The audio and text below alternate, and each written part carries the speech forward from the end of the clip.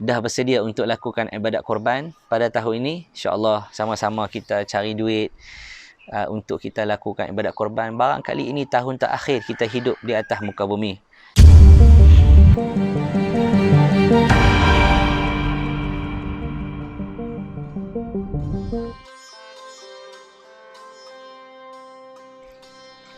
Alhamdulillahi Rabbil Alamin, wassalatu wassalamu ala ashrafil anbiya'i wal mursalin wa ala alihi wa ashabihi ajma'in. Subhanaka la ilma lana illa ma 'allamtana innaka antal alimul hakim wa la hawla wa la quwwata illa billahil aliyyil azim. Allah Ta'ala berfirman di dalam Al-Quranul Karim, wa idh batala Ibrahim rabbuhu bikalimatin fa'atammahun.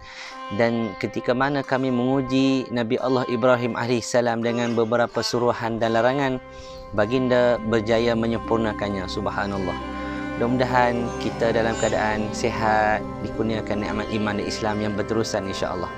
Allah Ta'ala inginkan setiap hambanya melakukan pengorbanan untuk kebaikan diri kita sendiri di akhirat kelak. Allah Ta'ala mensyariatkan ibadat korban seperti mana yang telah berlaku kepada Nabi Allah Ibrahim AS dan dilakukan oleh Nabi kita Muhammad SAW. Waktu Allah uji Nabi Allah Ibrahim AS ni, tuan-tuan dan puan sekalian, Allah uji Nabi Allah Ibrahim menyembelih anaknya. Baginda melihat di dalam mimpi, ya bunayya inni ara fil manami anni azbahuk fanzur maza tara. Nabi Allah Ibrahim habaq dekat anak dia, wahai anakku yang ku sayang, yang ku cintai, ayah telah mimpi menyembelih kamu, apa pandangan kamu? Lalu anak ini menjawab dengan jawapan yang menandakan Nabi Allah Ismail itu mempunyai iman yang sangat tinggi. Apa jawapan seorang anak muda yang hebat ini? Kata Nabi Allah Ismail alaihi salam, ya abati fa'al, wahai bapa yang ku sayang, if'al, ya abati fa'al ma tu'mar, wahai bapa, lakukanlah apa yang telah disuruh oleh Allah kepada kamu. Satajiduni insyaallah minas sabirin, engkau akan dapati aku di kalangan orang-orang yang sabar. Artinya keluarga Nabi Allah Ibrahim, isterinya, anaknya, kesemuanya punya iman yang hebat dan diuji dengan ujian yang hebat. Mereka semuanya berjaya dalam ujian dan juga perintah Allah Subhanahu wa taala. Maka Allah Ta'ala sebut dalam Quran tentang mimpi Nabi Allah Ibrahim AS. Kalaulah kita mimpi dengan peristiwa yang pelik, kita bunuh anak kita, tak sahaja bunuhlah. Sebab mimpi kita tu mengarut. Mimpi para Nabi itu benar kerana mereka insan terpilih di sisi Allah Subhanahu wa taala. Sehingga ketika mana Nabi Allah Ibrahim AS menyerah diri kepada Allah, melakukan ibadat tersebut, letak muka Nabi Allah Ismail ini di atas tanah ketika ingin melakukan ibadat penyembelihan itu, suruhan Allah Subhanahu wa taala, wa nadainahu ayya Ibrahim, Allah memanggil Nabi Allah Ibrahim AS. Allah Taala gantikan dengan firman Allah, wa fadainahu bidzibhin azim. Wa fadainahu bidzibhin azim. Allah Taala kami gantikan anak itu, Nabi Allah Ismail itu, dengan sembelihan yang besar, binatang yang besar. Subhanallah. Tuan-tuan, dah bersedia untuk lakukan ibadat korban pada tahun ini, insya-Allah sama-sama kita cari duit untuk kita lakukan ibadat korban. Barangkali ini tahun terakhir kita hidup di atas muka bumi. Tahun depan kita hidup di dalam bumi pula. Ibadat korban ini dituntut oleh Islam, pertama. Yang kedua, mendekatkan diri dengan Allah Subhanahu wa taala. Apa yang dimasukkan dengan binatang korban ini? Iaitu menyembelih ternakan tertentu. Kambing, lembu, kebau, unta. Menyembelih binatang ternakan yang tertentu dengan tujuan mendekatkan diri, yakni bertakarrub kepada Allah Subhanahu wa taala pada waktu-waktu yang tertentu, iaitu pada hari raya pertama 10 Zulhijjah, 11, 12 dan 13. Ada 4 hari untuk kita melakukan ibadat korban di sepanjang tahun. Ada 4 hari sahaja. Ambillah peluang. Baik. Jadi bila nak buat ibadat korban, kita kena ikhlas. Yang berlaku kepada anak Nabi Allah Adam alaihi salam, Allah Taala sebut, watlu alaihim naba abna adam bil haqqi id qarraba qurbana fatuqbila min ahadihima wa lam yutaqabbal min al akhar. Ketika mana dua orang anak Nabi Adam alaihi salam melakukan Habil dan Qabil melakukan melakukan ibadat korban, maknanya mana mereka menginfakkan sebahagian harta mereka pada jalan Allah, hanya seorang saja yang Allah Ta'ala terima daripada dua ini. Kenapa?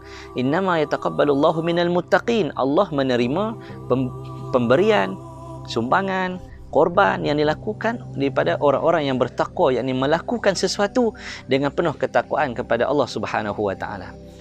Yang pertama, ayat yang pertama. Ayat yang kedua, Allah Ta'ala sebut dalam Al-Quranul Karim, la yanalallaha luhumuha wala dima'uha. Tuan-tuan tengok Allah Ta'ala sebut dalam Al-Quranul Karim bagaimana Allah Ta'ala firmankan, la yanalallaha luhumuha wala dima'uha walakin yanaluhu taqwa minkum. Allah Ta'ala sebut tidak akan sampai, sekali tidak akan sampai daging korban, darah yang dikorbankan itu, darah binatang sembelihan itu kepada Allah Subhanahu wa Ta'ala, tapi yang akan sampai kepada Allah itu apa tuan-tuan? Ialah ketakwaan, keikhlasan ketika kita melakukan ibadat tersebut. Apa hikmah kita melakukan ibadat korban? Pertama, hikmahnya ialah tanda kita ni hamba yang bersyukur kepada Allah Subhanahu wa Ta'ala. Allah Ta'ala sebut fasalli li rabbika wanhar, dan sembahyanglah, sembahlah Tuhan kamu, sembahyanglah semata-mata kerana Allah Tuhan kamu, dan sembelihlah binatang ternak, yakni melakukan ibadat korban di waktu-waktu yang tertentu. Tuan-tuan, tanda kita syukur pada Allah macam mana? Kita banyak memberi kepada manusia yang lain. Nikmat ni banyak. Antara nikmat paling besar, nikmat iman. Ada orang ada kereta, ada rumah, ada duit, pusing dunia, merata dia pergi. Semua benda dia beli. Apa dia nak dia beli. Apa yang dia teringin semua dia dapat. Tapi dia tak ada iman. Satu kerugian bagi dia. Kalau orang yang ada iman, walau tidak memiliki dunia, tetapi sebenarnya tuan-tuan dan puan sekalian, dia telah berjaya di dunia walau ia tidak memiliki dunia. Sebab apa? Iman itu adalah anugerah yang besar yang Allah Ta'ala bagi kepada kita. Tak boleh dibeli. Iman itu adalah mutiara, tak dapat diwariskan, tak boleh diwarisi daripada seorang ayah kepada anaknya, seorang guru kepada muridnya, tidak dapat diwarisi. Iman, rezeki daripada Allah Subhanahu wa Ta'ala kepada kita. Baik. Kemudian nikmat ni yang Allah Ta'ala bagi ni sangat banyak. Allah Ta'ala sebut, wa in ta'uddu ni'matallahi la tuhsuha. Kalau hampa nak hitung nikmat yang Allah berikan kepada kamu, kamu tidak akan dapat menghitungnya, kerana nikmat Allah itu begitu banyak. Contoh nikmat jantung. Allah bagi jantung ni bergerak. Kalaulah jantung tu kita kena pump sendiri, saya yakin dan saya percaya tak ada orang lena ketika dengar khutbah Jumaat. Tak ada orang lena ketika dengar kuliah. Pasal apa? Pasal dia kena pump jantung. Kalau dia berhenti, dia lena, jantung tak ada orang pump, dia akan sesak nafas. Allah yang gerakkan jantung itu sehingga manusia mampu tidur dengan selesa. Orang Kedah kata puas tidur, sampai tak sedap apa, tidur sungguh-sungguh sampai orang azan pun tak jaga. Tu dia. Hak tu bukan nikmat tu, itu telah menggunakan anugerah Allah pada perkara yang batil, pada maksiat. Na'udzubillah min zalik. Kadang lena sampai tak sedap, ialah tidur lewat.